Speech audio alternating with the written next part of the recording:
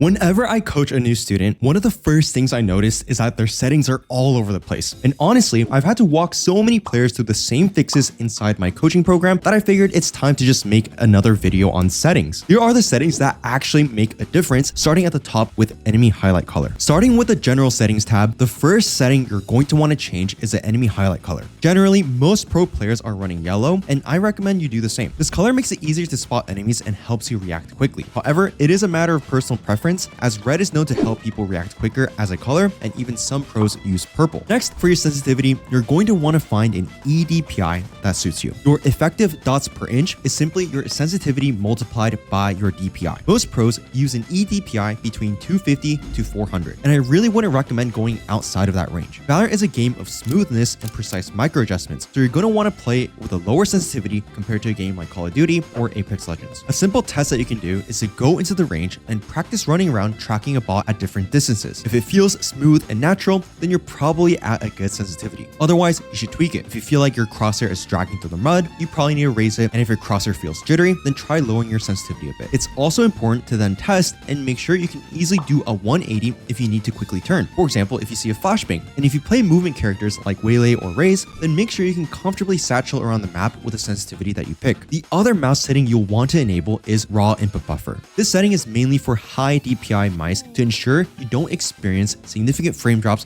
while using the mouse. It also stops your Windows mouse settings and mouse acceleration from affecting your mouse in-game. Some cheaper mice struggle with this setting, so make sure that it's not affecting you. The next thing to change is your minimap settings. Being able to see the whole map helps you understand the macro situation of the round a lot more easily. You can't rely on your teammates' comms and ranked, and oftentimes you're going to need to see the other map. For me personally, I have the minimap rotation on, but you can also set the rotation to fixed. This way you can easily see what's happening on the map at a glance without having to calibrate the direction that you're facing. Then this is the most important part. Set the orientation based on the side with key player centered being off. Then set the minimap size to 1.2 and the minimap zoom to about 0.93. This zoom allows the minimap to be as large as possible, but you can still see the whole map when playing like a map like Icebox. The larger the minimap, the easier it is to accurately spam targets through the smoke when spotted. Now, I know most of you check your minimap and always try your best, but you might still struggle with consistency, game sense, or figuring out which mechanics need work, and that can make ranking up frustrating. But here's the good news. If you're looking for a guaranteed way to improve and rank up, I've created the perfect coaching program for you. Inside the Immortal roadmap program, you'll get 10 weeks of coaching by me and a whole team of Radiant and VCT coaches. We'll help fix and improve your gameplay with one-on-one coaching, group custom game drills, and private scrims, which ultimately should help you gain 500 RR or your money back. We've helped hundreds of players in your exact situation, all the way down from Iron all the way to Radiant, like TMS, who was hard stuck in Immortal and hit Radiant, and Zay was low Radiant and reached 900 RR in Radiant EU. So if you're tired of feeling lost, you can book a free call with me or one of our coaches to see if you qualify for one of our limited coaching spots. Now back to the best settings. For privacy settings, if you intend on streaming your games, definitely hide my Riot ID on. That way people won't recognize your IGN and stream snipe you. I also recommend enabling the use of generic names for players outside my party. This stops you from overthinking if you're playing against someone you know or facing a pro player in your lobby. You shouldn't be affected by who you're playing against. Network buffering is a setting you should touch only if you experience high packet loss. This will stop your game from updating every 128 ticks, meaning you will get a smoother experience if you are dropping packets constantly. However, if your internet is fine, keep it at minimum. For show corpses, turn this setting off, especially if you play an agent like Sage. The circular discs are way easier and more accurate than the corpses, and they also reduce clutter. I also recommend making sure show blood is on. Blood splatter is more visible than the sparks, and it'll help you with visibility when you dink a player behind cover. Now that's it for the general settings, and we can switch to the next tab to focus on the control. Now most of the controls are very much based on personal preference, and I recommend changing any setting that makes you uncomfortable to what you feel is natural. The first thing, however, is to set your second keybind for jumping as a mouse wheel button. This may seem strange to someone not familiar with FPS on PC, but by scrolling with your mouse, you can jump every single time you land, allowing you to bunny hop around the map. This is especially good when you're using Raze ulti or jet knives and want to be super hard to hit. If you use a scroll wheel for selecting weapons, then you should quit that habit as soon as possible. No pro will waste time switching weapons with a scroll wheel. They'll always use a number key. Another must-have keybind is a way to equip the spike that is separate from your planting keybind. This way, you can give the spike to someone else who wants their ult orb while you're on the bomb site. You can add another bind to the equip a spike option if you're comfortable with pressing 4 to plant. On the the equipment tab, consider turning on hold to scope with your operator. Many top operator players like Oxy and Tens swear by it. It allows you to unscope and turn flashes more easily. And I also recommend playing around with both toggle and hold to see what feels more natural to you. Another setting to consider is the auto equip prioritization. You don't want to be the guy who taps a spike and then pulls out his knife in the clutch. This is especially important for duelist players like Raze who satchel in with Raze ulti, then want to make sure they always pull out their gun after ulting, or Neon players who sprint around and want to slide peek. The rest of the control settings are personal preference. Spend some time here making sure you're comfortable with all your bindings. Now, another personal preference, but it can make a huge difference, is your crosshair settings. Your crosshair setting is probably the most changed setting in Valorant. When you first open the tab, I want you to turn on advanced settings, and this will let you edit your ADS and sniper scope and your sniper rifle's scope crosshair. In the primary tab, you can customize your crosshair, and most pros use a small crosshair due to the precision required in this game. And I'll recommend you a few crosshairs and you can pick between them. Generally, the smaller the crosshair, the most precise you are. And the bigger the crosshair, the more speed you'll have. The most consistent Valorant player of all time, Aspas,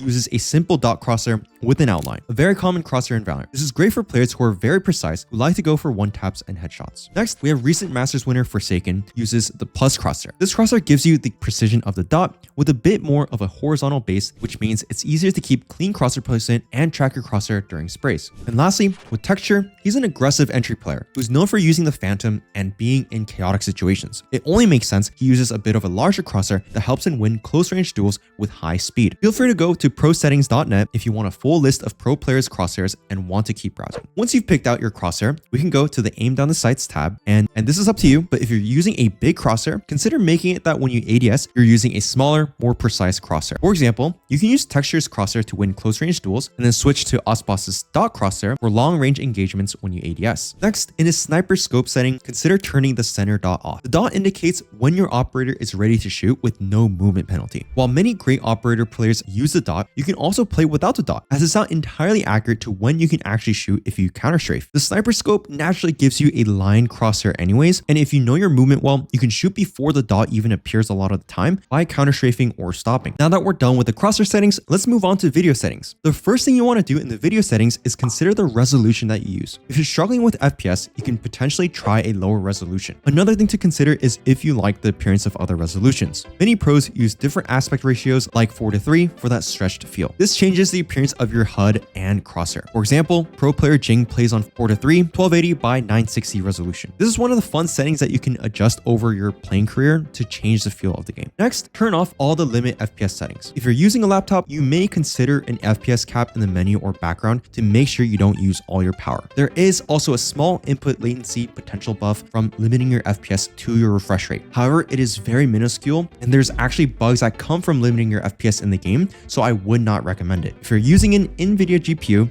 enable the reflex low latency to on plus boost. This will simply give you less latency on your game and make it more responsive. Next, in the graphics setting tab, ensure you have multi-thread rendering on, as this will allow you to spread the workload of your CPU across more cores, which gives you a performance increase. Now, since we simply care about having the best performance possible, I'm going to recommend that you turn all the quality settings to low. This will improve FPS at the cost of prettiness, but I think we're all down for that trade-off. Vignette and VSync should also be turned off. Vignette darkens the border of your screen, which ruins your visibility, and VSync limits your FPS to your refresh rate, but adds input delay. For anti-aliasing and anisotropic filtering, this is actually personal preference. If you want max FPS gains, then turn these off. However, you can also consider running both at 4x due to increased visibility of player models, which allows you to track their heads easier and hit more shots. Playing at all low graphics can cause jagged, sharp lines, which might make shooting unclear. And for the remaining settings, I recommend turning them to off. These all have FPS effects on the system for minimal visual gains. Some players like the look of bloom as it can make your skins glow more, but you can decide if that's for you. Now, moving on to audio settings. In the audio settings tab, there isn't really that much to change. Let's ensure we have stereo audio enabled in the speaker configuration.